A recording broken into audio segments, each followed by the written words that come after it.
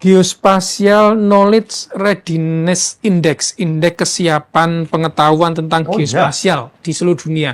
Naik dari 33 ke 28 karena faktor policy kita yang bagus, termasuk One Map Policy dan penyelesaian berbagai persoalan. Hanya kita masih kurang di bidang investasi dan peran dari private sector. Nah itu kalau kita bisa dorong, Indonesia akan masuk ke papan atas dalam pemanfaatan informasi geospasial, apalagi nanti 5.000 selesai. Kalau itu terjadi, otomatis juga di dalam penanganan dan pencegahan korupsi, data ini akan berperan banyak.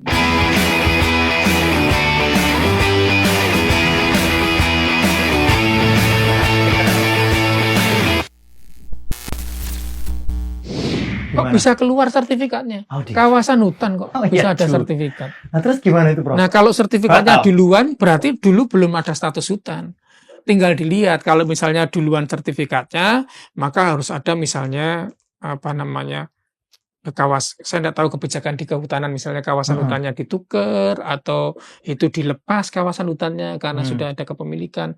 Tapi kalau hutannya yang duluan itu bisa jadi perhutanan sosial misalnya statusnya, dan lain sebagainya. Jadi harus menemukan solusi dengan duduk bersama itu. Nah itu nggak akan pernah ketemu kalau kita nggak tahu dasarnya peta tadi. Seumur-umur itu akan jadi warisan kesalahan terus.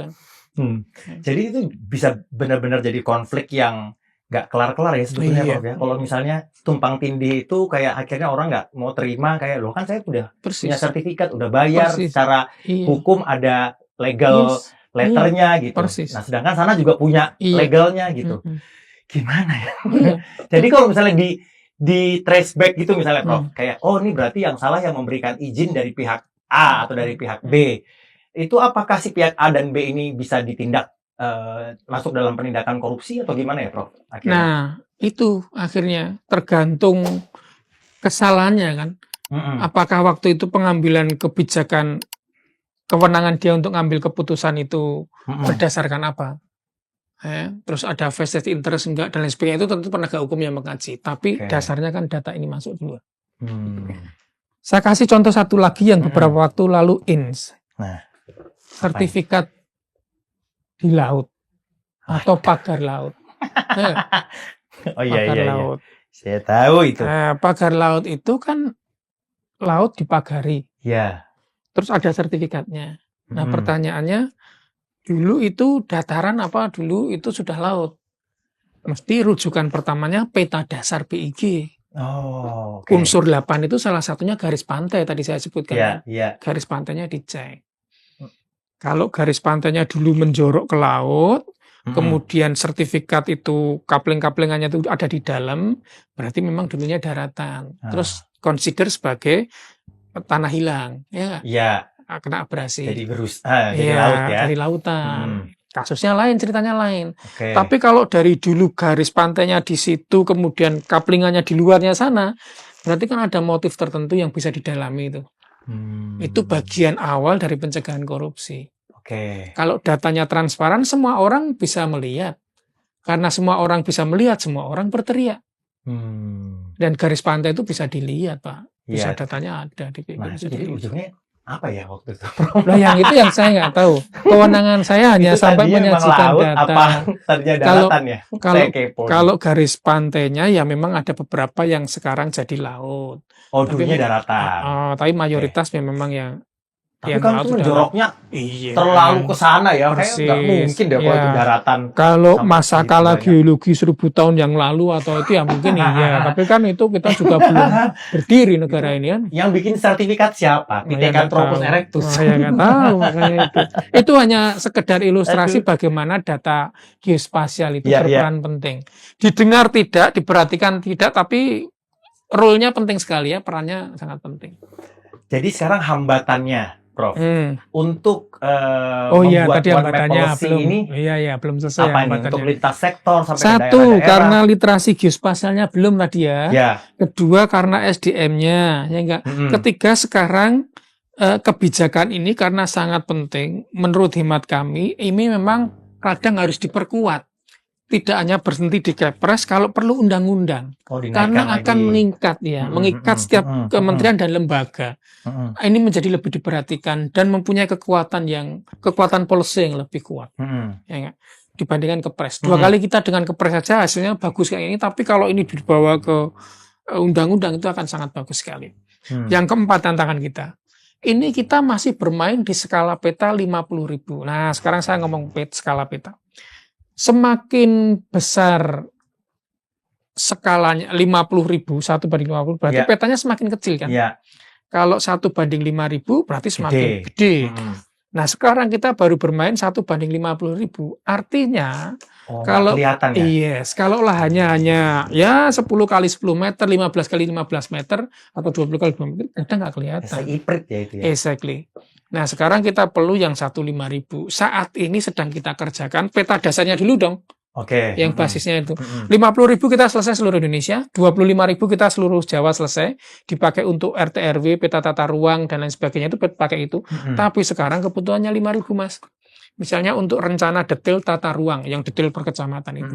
Untuk rencana objek pajak, untuk desain infrastruktur yang lebih detail. 5.000. Nah, kalau 5.000 nanti kawasan hutan bisa rigid. Lokasi-lokasi permukaan yang kecil-kecil juga bisa kelihatan. Kemudian jalur jalan juga bisa lebih presisi. Perkebunan juga lebih presisi. Banyak yang bisa ngambil manfaat dari 5.000. Termasuk kita nggak akan tergantung lagi dengan petanya Google. Misalnya berapa sekarang belanja keuangan negara baik di daerah maupun pemerintah pusat yang digunakan untuk berlangganan Google. Gojek, Grab itu langganan ke Google Map berapa miliar per harinya. Nah, kalau besok kita sudah punya sendiri 5.000 itu, minimal lembaga pemerintah semuanya ngakses itu. Penyusunan rencana detail tata ruang untuk perencanaan pembangunan itu wajib bagi setiap daerah. Tapi selama ini terkendala karena nggak ada peta dasarnya, sehingga mereka harus buat peta sendiri. Artinya biayanya jadi double. Nah, kalau besok ada peta sendiri, mereka bisa anggarannya berkurang 50%, berarti RT/RW akan jadi lebih banyak. Target 2.000 persis karena sudah ada. Ya, dan ini bisa dimonetisasi. Artinya bisa digunakan oleh banyak pembisnis ya. Bisnis berbasis lokasi kan sekarang udah mulai banyak ya. Logistik, penentuan daerah untuk pendirian bangunan, pendirian tower macam-macam kan sudah berbasis dari data itu. Nah, kita pengen besok larinya di 5.000. Untuk itu kendala utama kita adalah kesiapan kita di data 5.000 itu. Jadi ada 4 ya kalau kita pengen biar itu semakin smooth jalannya. 1 itu dinaikkan menjadi undang-undang biar kewenangannya bagus. 2 SDM-nya perlu ditingkatkan. 3 teknologi tentunya ya tentunya masuk di sana. Kemudian 4 adalah petanya dengan menggunakan yang lebih detail 1/5000. Nah, kalau ngomongin integrasi peta ini, Prof, emang sinkronisasi sama lembaga-lembaga terkait dan apalagi kalau tadi Profesor bilang kita butuh yang 5.000, berarti kan untuk Indonesia itu kan melibatkan pemerintah daerah juga kan? Persis. Ya, karena itu sinkronisasinya dengan lembaga-lembaga terkait yang nasional sampai ke daerah-daerah yang kecil-kecil itu kalau mereka sudah pegang peta-peta sendiri itu gimana? Ini memang tantangan kita. Pertama, tadi disampaikan ya, kalau seluruhnya pegang peta sendiri-sendiri asal basis dasarnya sama, di atas kanvas yang sama selesai. Karena yang di BIG tentukan tentukan tadi. Tinggal nanti kita teknologi dan kapasitas kita untuk interoperability, untuk overlay, untuk tumpang susun macam-macam itu kita tingkatkan kemampuan kita. Teknologi juga kita tingkatkan. Akses ke sana juga iya. Kan 151 ini kalau dikumpulin kan kita butuh platform yang bagus itu. Gimana coba men-storage? Mereka semua bisa akses semua ya. Itulah disebut dengan jaringan informasi geospasial nasional yang di situ ada 5 pilar ya. Harus standar datanya sama. Kemudian teknologinya harus sama, kebijakannya harus ada. SDM-nya harus ini, kemudian dukungan leader manajemen juga harus ada. Nah, kalau ini 5 di setiap kementerian dan daerah punya yang disebut simpul jaringan, node-node yang akan tergabung dalam jaring informasi geospasial nasional. Simpul jaringan itu adalah unit yang mengelola data geospasial baik di kementerian maupun daerah. Nah, pertanyaannya ke daerah. Loh, daerah berarti iya harus. Iya dong. Misalnya daerah itu kan kadangkala ditanyain, dimintain data yang digunakan bersama-sama oleh tematik kementerian. Misalnya, lahan sawah di Punyakmu ada berapa sih? Yang tahu kan daerah. Iya betul. Nah kalau basis data daerah ketika kanvasnya tadi tidak sama dengan BIG, mesti luasannya beda. Masalahnya, Prof, kalau tadi kan diusahakan bahwa One Map Policy ini transparan untuk 151 instansi yang terkait tersebut. 151 peta. Oh, 151 peta dan lembaga-lembaga yang terkait di dalamnya kan? Ada 34 kementerian lembaga ya. Kalau misalnya itu sudah pergi ke daerah gitu kan, apakah masyarakat umum misalnya punya akses juga untuk melihat si peta ini dalam rangka ya berbagai kepentingan yang akan mereka urus gitu misalnya? Kepres 28 tahun 2023 tentang berbagi pakai itu mengakomodir itu. Dulunya sebelum tahun 2023 itu memang terbatas karena data peta itu consider sebagai data penting negara. Ya. Baru diakses oleh para pimpinan lembaga. Nah, itu dia. Nah, sekarang dengan Kepres 28 tahun 2023 tentang akses data dan berbagi pakai, masyarakat punya akses. Nah, itu jadi masyarakat nanti akhirnya punya akses yang sama untuk melihat si peta itu walaupun dengan limited akses ya. Yes, dan itulah disebut dengan transparansi atau apa namanya keterbukaan informasi publik. Dengan transparansi dan keterbukaan informasi publik semuanya bisa akses itu kita dibantu oleh masyarakat dalam rangka pencegahan penyalahgunaan kewenangan. Iya. Atau pencegahan korupsi ya itu karena semuanya bisa membantu melihat akses di situ. Ya, jadi kalau misalnya ditawarkan sertifikat-sertifikat kita bisa cek langsung dulu, apakah di situ memang pemanfaatannya tepat untuk sertifikat pemukiman atau perkebunan. Kalau misalnya enggak, berarti kita bisa langsung tahu kalau ini adalah penyalahgunaan ya, Prof ya. Tidak hanya itu, misalnya juga ternyata ini daerah rawan bencana. Kan ada peta bencana yang kita akses. Asal misalnya lembaga yang terkait dengan kebencanaan menyetorkan datanya dalam One Map Policy itu, ya berarti kan datanya bisa diakses. Mas mau bikin tower atau mau bikin rumah, ternyata itu kawasan banjir, pindah aja. Iya kan? Jadi. Di situ ada ya? Iyalah. Detail lah. Karena di sini. Tapi syarat pertamanya rumahnya susah nih, harus ngecek tetangga kanan kiri. Ini banjir nggak sih, Bu? Kadang sih kesulitannya bukan ngecek tetangga kanan kiri ya, ngecek rekening dulu ya. Iya, masalahnya kalau tidak banjir itu ya betul. Prof, sekarang kita ngomongin tentang kemajuan teknologi nih, ya kan? Karena kemajuan teknologi ini kan berkembang terus dan berubah terus sepanjang zaman. Bagaimana kira-kira BIG melihat potensi peta atau One Map Policy ini mendukung reformasi tata kelola dan transparansi di masa depan dengan kemajuan teknologi ini gitu? Nah ini kita sekarang masuk di era di mana semuanya serba cepat, agile, kemudian teknologi berubah dengan cepat. Real time terus ya? Real time. Nah, kita juga harus dituntut untuk bisa menyediakan satu platform teknologi yang itu bisa juga secara misalnya updatingnya cepat. Ya. Nah, mungkin memang kendala klise kita terkait dengan anggaran dan lain sebagainya. Tapi kapasitas kita memang perlu ditingkatkan. Ini suatu kita sudah waspada dan tahu bahwa teknologi itu suatu hal yang penting. Sehingga kita ingin platform yang dibentuk tadi juga bisa diakses real time oleh semua orang. Toh sampai saat ini kita juga BIG sudah mempunyai pengalaman dan mengelola data yang real time dalam rangka untuk menyusun peta dasar tadi. Saya tadi sampaikan untuk menjadi peta dasar yang 8 unsur itu di belakang itu banyak pekerjaan yang tidak terlihat. Yang silent work itu yang dikerjakan oleh teman-teman. Misalnya ukur segala macam persis itu yang referensi. Kita itu sekarang punya 400 stasiun di seluruh Indonesia disebut continuously operating reference station. Stasiun referensi. Stasiun referensi ini terhubung dengan GNSS, Global Navigation Satellite System. Pokoknya terhubung dengan satelit. Kemudian ini koordinatnya selalu kebaca untuk kepentingan kita peta. Jadi Mas, peta itu yang kelihatannya kita buka ada seperti itu, tapi dia selalu terikat oleh referensi titik di bumi. Dan referensi titik itu dibantu oleh stasiun CORS tadi yang adanya 400 di Indonesia. Itu bekerja 24 jam 7 hari. Nggak pernah istirahat. Sehingga kita akan tahu titik ini, misalnya di sini saya pasang ya satu CORS. Di titik ini akan bergeser sekian mili per tahun.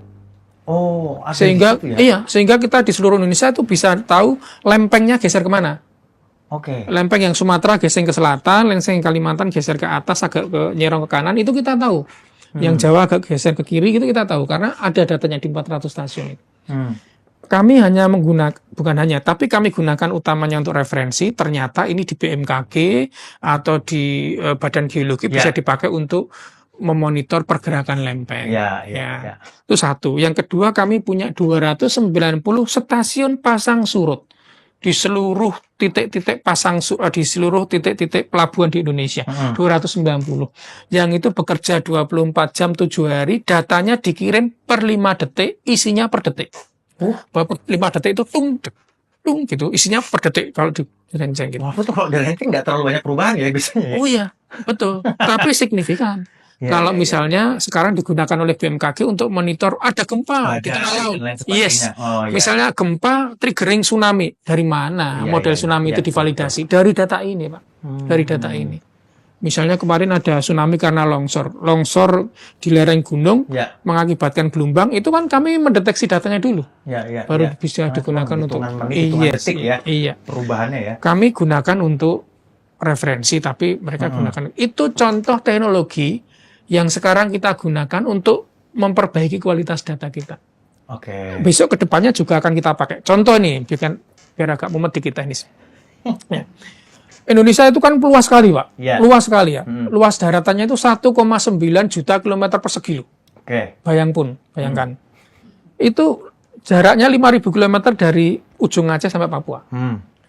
Tentu ini ada gunung, ada lembah, ada dataran kan. Ada beberapa daerah itu yang hampir permanen 1 tahun, 365 hari, tertutup awan. Wono awan terus itu. Terus kalau kita mengandalkan citra satelit yang dia di atas awan tuh nggak kena, mesti hanya kenanya awan. Nah ini butuh teknologi, Pak, yang kayak gini, agar kita bisa metain terbang di bawah awan. Masih mahal iya. Belum lagi nanti hujan terus, ya nggak terus. Wah kita harus punya teknologi yang badai, hujan, guntur, apapun dia tetap jalan, pagi, siang, sore bisa jalan, misalnya dengan lidar. Nah itu akhirnya kita menemukan beberapa teknologi yang kita kombinasikan untuk menyelesaikan luas kita. Lo kalau Indonesia seluas Singapura kecil itu ya kita selesai pakai tangan kiri, Om. Ini luas sekali Indonesia dengan 1,9 juta. Iya. Berarti pekerjaan besar dikelola oleh big but small. Gitu. Berarti kalau misalnya nih ya kita terjemahkan secara simpel, kalau misalnya masyarakat akhirnya bisa mengakses peta yang sama gitu, yang dipakai oleh instansi-instansi dan lembaga seperti Profesor Aris tadi bilang, dan kemudian ditawarkan misalnya sertifikat atau perizinan atau pemanfaatan yang tidak sama sesuai, seperti yang ada di peta gitu, berarti masyarakat punya hak juga untuk melaporkan begitu kan ya? Iya, berarti ada indikasi penyalahgunaan wewenang kan, atau manipulasi. Sudah tahu di situ misalnya zona tidak boleh untuk peruntukan tertentu, diizinkan. Apalagi kalau izinnya dapat uang kita, ya enggak?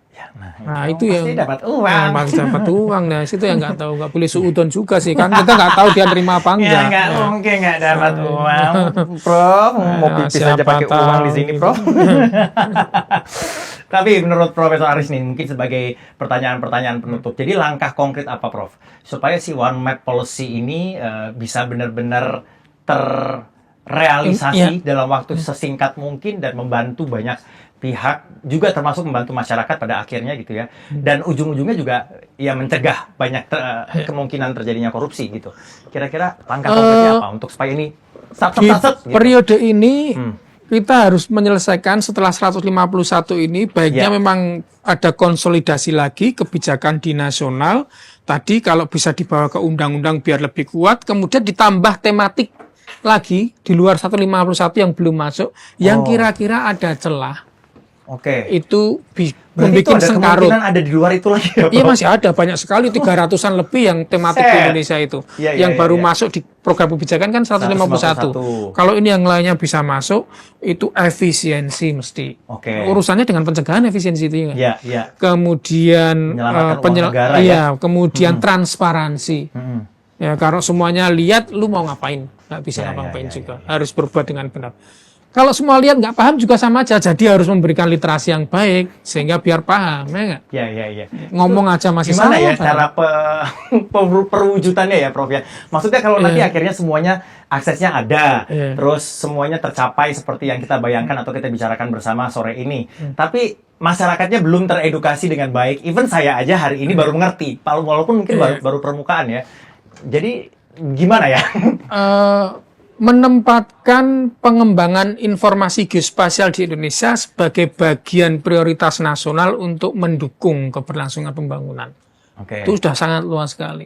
Artinya kalau meletakkan informasi geospasial itu kementerian lembaga juga punya concern, BIG juga punya concern, willingness pemerintah ada ngembangin itu, termasuk nanti di swasta, di dunia pendidikan, dikembangkan sehingga literasi geospasialnya jadi maju. Di negara-negara maju itu otomatis dia sudah datanya sangat rapi, sangat bagus, dan itu memberikan manfaat yang banyak. Ya jelas sih. Indonesia itu masuk dalam ranking 28 tentang Geospatial Knowledge Readiness Index, indeks kesiapan pengetahuan tentang geospasial di seluruh dunia. Naik dari 33 ke 28 karena faktor policy kita yang bagus, termasuk One Map Policy dan penyelesaian berbagai persoalan. Hanya kita masih kurang di bidang investasi dan peran dari private sector. Nah itu kalau kita bisa dorong, Indonesia akan masuk ke papan atas dalam pemanfaatan informasi geospasial. Apalagi nanti 5.000 selesai. Kalau itu terjadi, otomatis juga di dalam penanganan dan pencegahan korupsi, data ini akan berperan banyak. Kalau kita bisa ngomong dengan data, ya otomatis kita akan lebih akurat kan? Ya, betul. Wah, Profesor Aris, tepuk tangan dulu. Prof, jadi ini kalau tadi kita sudah ngomongin masalah kayak yang tumpang tindih hutan, nama pertambangan dan lain sebagainya, kan BIG ini bekerja sama dengan Stranas PK kan dari sejak 2019 ya, kalau tidak salah ya, Prof. Nah, tapi kan nextnya ini presiden kita yang baru ini punya big plan juga untuk swasembada yang apa namanya melibatkan pasti sawah dan lain sebagainya. Nah itu peran BIG di mana tuh, Prof? Nah, ini menarik ini tentang sawah. Pertanyaan saya, memang kita sudah punya data spasial luasan sawah yang rigid, akurat dan disepakati bersama semua level. Nah, saya itu misalnya pertanyaan itu di daerah dengan di provinsi, di kabupaten dengan di provinsi dengan nasional bisa jadi datanya berbeda. Apalagi kalau datanya hanya berwujud angka, ya, statistik angka tanpa bentuk, tanpa luasan, tanpa bentuk di petanya. Nah, kalau kita bisa menyelesaikan data spasial tentang sawah ini lebih dini sekarang, sehingga kita tahu persis luasan sawahnya secara updating, bukan data 5 hektar, 10 hektar, tapi lokasinya ternyata tumpang tindih sama permukiman. Ya, kayak tadi ya. Ternyata misalnya dalam satu kabupaten, sawah 5 hektar, hutan 5 hektar, permukiman 5 hektar, begitu dijumlah lebih luas dari luas kabupatennya. Karena udah tematik, berarti tematik yang ngurusin sawah. Tentunya basis datanya di peta dasarnya BIG. Nah, kemudian sawahnya kita updating. Ketahuan dong sekarang, ternyata tidak 1.000 hektar, 500 hektar. Loh, lah selama ini saya ngasih subsidi pupuk 1.000 Ini bukannya pencegahan. Oh iya, ya kan? Loh lah selama ini saya ngasih traktor untuk 1.000 hektar misalnya begitu. Karena datanya benih sudah exactly. Iya. Tahu ya ke sana ya. Jadi pencegahan bisa dilakukan. Nah, sekarang begitu datanya sudah tertata rapi, kemudian baru kalkulasi swasembada pangan. Kita mau targetnya swasembada pangan. Luas lahan itu kan bisa dihitung, kemudian produktivitas bisa dihitung. Ini tanah irigasi 3 kali panen, kali sekian. Ini tanah non irigasi, ini sawah non. Loh, tingkatkan jadi irigasi. Caranya kasih dorongan peta infrastrukturnya masuk. Oh, harus ada irigasi masuk. Dari mana dia bisa membuat peta infrastruktur irigasi? Kalau peta dasarnya nggak tepat. Daerah yang tinggi mana, daerah yang rendah mana? Harus peta dasar kan, masuk lagi. Dari situ masuk. Kalau itu digenjot jadi 3 kali panen, berarti jumlahnya sekian. Seluruhnya di total mempengaruhi semua ya, Prof ya? Oh lah yes. Nah, dengan itu di total kita tahu, oh ternyata kita bisa swasembada. Oh, kita ternyata harus nyetak sawah lagi misalnya. Nah, nyetak sawahnya di mana? Lihat datanya BIG dong. BIG punya tematik yang tidak diampu oleh kementerian lembaga, namanya peta sistem lahan. Nah, di peta sistem lahan itu kita bisa ngelihat mana yang potensial untuk dikembangkan sebagai cetak sawah baru. Ya, jadi cetak sawah baru itu ya, mohon maaf, tidak hanya aku pengen di sana, aku pengen di sana, enggak, tapi dilihat cocok enggak tanahnya, jenis tanahnya apa, irigasi mungkin masuk enggak, aksesibilitasnya gimana, itu bisa dipertimbangkan dengan tadi overlay peta-peta tadi, analisis spasial. Nah lah kalau itu masuk, maka program swasembada itu bisa terlihat lebih cerah di kemudian hari. Berarti dengan pencanangan kemarin Presiden Prabowo pengennya swasembada dan sebagainya, BIG? Iya, dukungan data spasialnya penting sebagai awalnya adalah lahan sawahnya yang existing. Duluan ya, Prof, ya? Tentu karena ini tematik, BIG nyodorin peta dasarnya, tapi kementerian yang tematik itu yang harus maju kan, yang untuk membuat peta lahan sawahnya yang seperti apa dan lain sebagainya. Wah, tugasnya luar biasa sekali.